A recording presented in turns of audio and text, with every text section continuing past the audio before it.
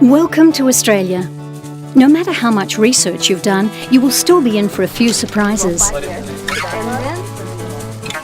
You'll hear some local words and phrases that you don't know, and maybe experience some local ways of doing things that seem strange to you. Don't worry. Your educational institution, like all Australian places of higher education, has been educating international students for many decades. They will help you from the minute you arrive.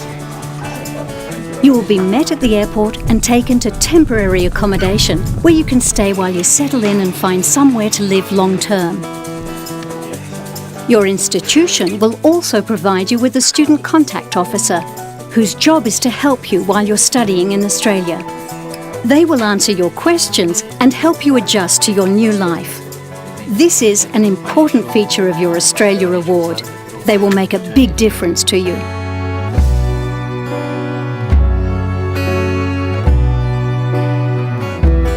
I meet the students at the airport when they first arrive. I assist them with their accommodation, with their banking, with their studies, any problems they're having while they're here, and any issues to do with their families. When I came to the university, my student contact officer was right there to welcome each and every one of us with a big smile and a big lunch, and she had made provision for everything. They're awesome. I mean, we can just call on them anytime, visit them anytime with any questions. They're always willing to help, always smiling, never seem like frustrated or anything. We are here to take care of our students. Students should feel welcome and come to talk to us all the time. Students usually need some time to settle down in Sydney and also get used to the studying environment and the studying schedule again. Each time I'm faced with an issue, maybe regarding my family, and I want direction, I would either call them, go to the office, or write an email to them, and they have been very, very helpful. They are like family for us, especially for us who are away from our country. They are our closest family.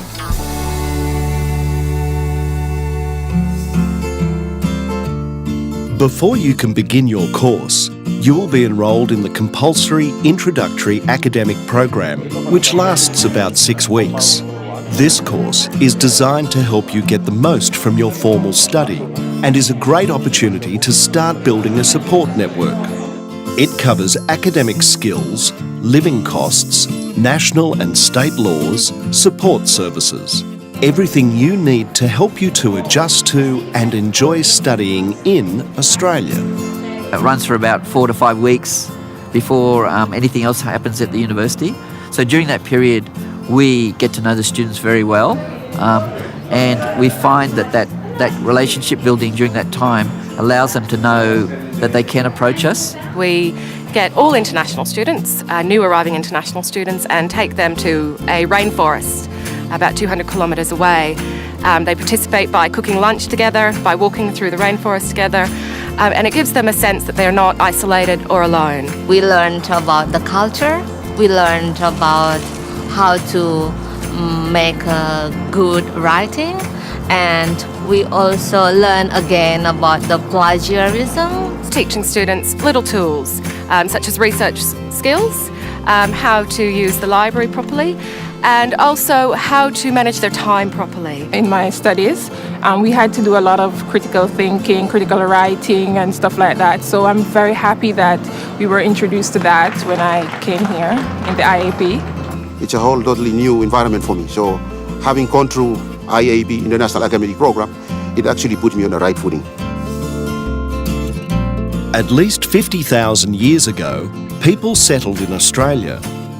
These original inhabitants of our country, the Australian Aboriginal and Torres Strait Islander people, have a rich and unique culture. European explorers visited Australia over the years, and more than 220 years ago, a fleet of ships sent out from Britain arrived in Sydney and began European settlement. In the years since, people have come to live in Australia from every country on Earth, bringing with them their religion, food and fashion. Modern-day Australia is regarded as a model of multiculturalism, but you'll still need to do a little cultural adjustment at first. You just have to open yourself and talk to people. Just don't stay on your own and think that people are going to come to you. I thought that Australians are sometimes cold. Many of them, like, they do not want to start conversation first, but when I started to talk to them, they are very, very friendly. I had that feeling that I'm on my own when I first arrived.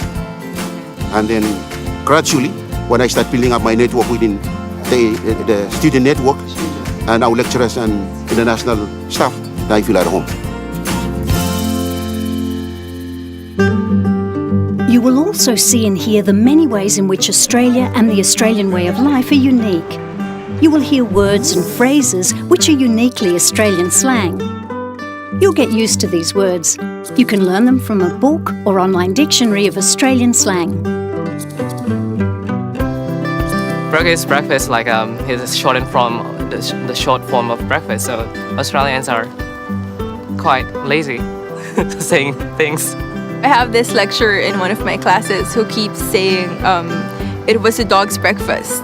And I was wondering, do dogs have breakfast? What does it look like?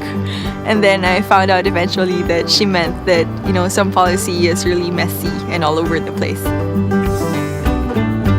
You will learn that compared to many countries, Australia is quite informal, making it acceptable for you to approach any person for help.